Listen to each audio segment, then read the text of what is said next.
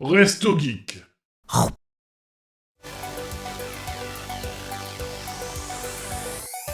Passons à la suite, du coup, parlez-nous du salon fantastique que vous avez été au week-end de Pâques, messieurs. Ah, tu veux commencer, Thibaut, ou je Non, fais? vas-y.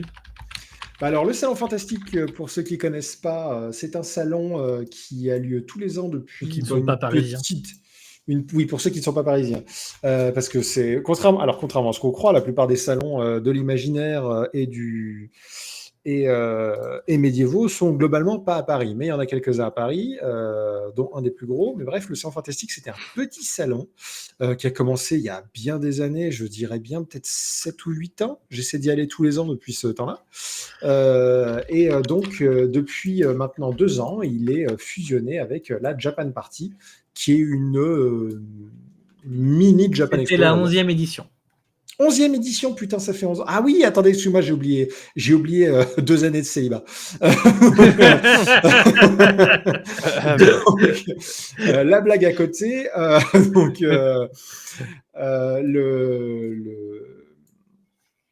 en effet, le salon fantastique, ça fait 11 ans. Ces 2 années. Il a été notamment aidé par Mathieu Coudray, qui est un dessinateur français assez influent. Et il regroupait à la base pas mal de choses de jeux de rôle, d'où le fait forcément que moi j'étais super intéressé. Il s'avère qu'en évoluant, ça devient de moins en moins jeu de rôle, mais du coup en fantastique, il y a beaucoup de livres. Je dis pas ça en disant que c'est un mal, c'est juste une question de date. J'ai trouvé qu'il y en avait moins cette année. J'ai l'impression que le truc, c'est que le côté Japan Party prend de plus en plus de place. Alors, au niveau de Japan Party, on est surtout sur de la présentation artistique. Il y a beaucoup d'artistes, ce qui pour moi est un plus parce qu'ils sont souvent noyés dans la masse de goodies, de trucs comme ça. Et là, du coup, vraiment, c'est tourné vers les artistes. D'ailleurs, je suis abonné à pas mal des artistes qui sont sur le site de la Japan Party et beaucoup sont satisfaits du fait qu'il y a peu de stands AliExpress et ce genre de trucs pour les fanboys et qu'il y ait quand même une grosse concentration d'artistes et de gens connus à ce niveau-là. Je peux faire un petit détour. Surtout que cette année, certains s'étaient associés pour faire une espèce de rallye où si tu passais sur la plupart de leurs stands et que tu demandais un tampon, à la fin, tu pouvais avoir un petit truc. Et en plus, ils t'achetaient sur leur stand à eux, tu avais un petit cadeau en plus supplémentaire ou plus gros, etc. Tout à fait. C'était une excellente initiative, du coup, pour faire connaître les uns les autres, faire un tour du truc, rendre la chose un peu plus dynamique. Ça reste un salon qui a grossi parce que moi, quand j'ai commencé le salon fantastique, si on était 40 sur le terrain vague sur lequel ça se passait, c'était déjà un miracle. À la base, c'était associé avec le salon du livre, qui n'était pas forcément. Oui, c'est pour ça qu'il y avait plus de livres, c'est parce qu'il y avait le salon du livre, c'est vrai. Exactement, voilà. Donc c'est un truc très avec plein d'influences diverses et variées. Je le recommande parce qu'il coûte pas si cher que ça si vous aimez surtout l'art. Il n'y a pas forcément beaucoup d'animations, par contre, c'est pas un truc que vous allez forcément pour voir les animations. Par contre, il y a principalement du cosplay et quelques conférences. Voilà, quelques conférences. Il y a aussi des personnalités d'internet. Donc là, il y avait Omegazel qui était là. Gaïa qui était là, il y avait aussi les doubleurs de la série Doctor Who. Les doubleurs de la série Doctor Who? Tout à fait, il y avait celle qui faisait le doublage français de Diana Noble. Ah, il a raté ça. Moi, j'ai raté ça. Alors, je ne connais pas leur nom, parce que je ne suis pas un aficionado du doublage. Mais oui, c'était sur le stand de doublage. C'était sur le stand de doublage, oui. Ah, merde. Tout à fait. Ouais. Ok. J'aurais su, je t'aurais prévenu, la prochaine fois, je te préviens. JBX aussi qui...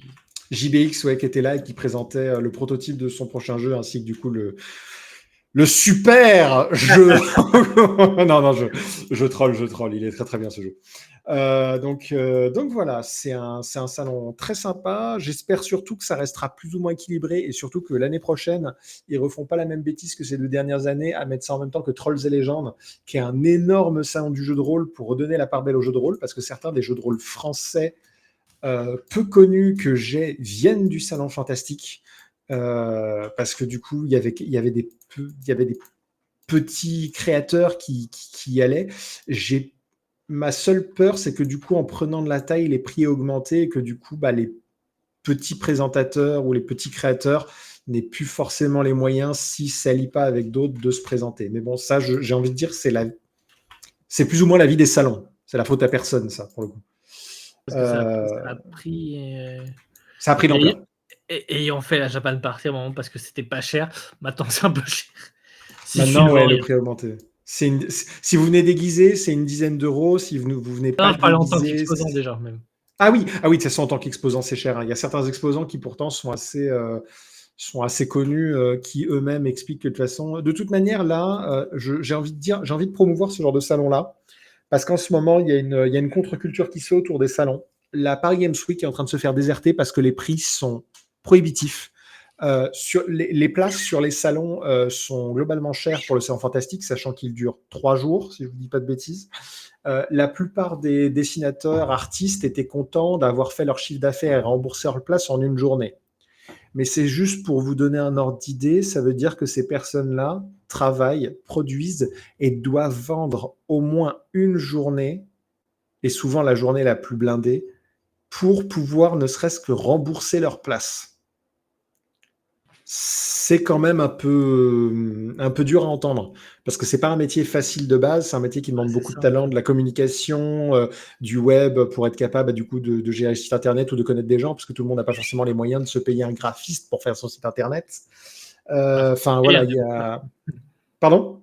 Surtout un développeur, parce que le graphiste, et surtout, ouais, exactement, surtout un développeur, même si aujourd'hui il y a des sites plus accessibles qui se sont spécialisés, les plus gros, ils se sont payés un développeur pour avoir un site. Donc voilà, la Japan Expo commence aussi à avoir une vague de haine qui monte de plus en plus à cause de sa désorganisation et de ses prix Expo, des trucs comme ça. Il y a beaucoup aussi de grosses entreprises ou de trucs comme ça qui viennent aussi pour. Ouais. Et forcément, ils doivent les faire payer cher. Et du coup, enfin bref. Tu as bien, malheureusement. Je préfère aller à un salon fantastique qui, de toute façon, je pense, qui est moins cher que tous ces trucs-là. Surtout qu'en plus, si vous prenez vos billets en avance, vous pouvez payer. Ça ne vient pas si cher quand vous savez que vous y allez. Oui. Si vous les prenez à l'avance et que vous venez déguisé, parce que plus vous les prenez tôt, moins ils sont chers. Si vous les prenez à l'avance et que vous êtes déguisé, ça vous coûte 10 €.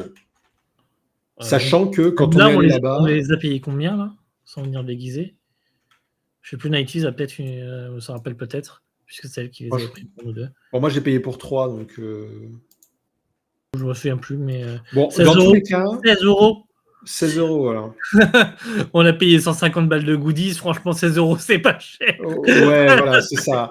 Si vous avez les moyens de repartir avec des trucs, il y a plein de trucs intéressants. Moi, je sais que je suis reparti avec plein de prints. Je suis reparti avec un deck de donjons et procrastination, plein de cartes de visite pour suivre les artistes et peut-être acheter quelque chose plus tard. Je suis reparti avec des cadeaux pour des amis, de la famille, etc. Par contre, préparez votre Noël Geek au Salon Fantastique. Hein. Ouais, complètement. Complètement. Et c'est pas avec des goodies à la con, quoi. C'est avec des idées de créateurs, des trucs sympas, des gens qui font des créations, des trucs. Ensuite, avec les imprimantes 3D qui commencent à se démocratiser, on a aussi des gens qui tentent des nouveaux trucs. Alors forcément, il y en a un qui a une bonne idée, il y en a plein qui la font, mais du coup, à chaque fois qu'il y a une bonne idée qui est recopiée, quelqu'un essaie d'avoir une idée un peu plus maligne et du coup, ça crée de la concurrence. Ouais, c'est ça, il faut t'intéresser par ça.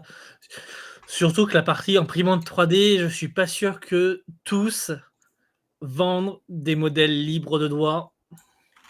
Oh non. Et de toute façon, ça avait l'air d'être des gros trucs qui vendaient juste des modèles que tu retrouvais sur Internet, c'était pas les plus intéressants. Tout à fait.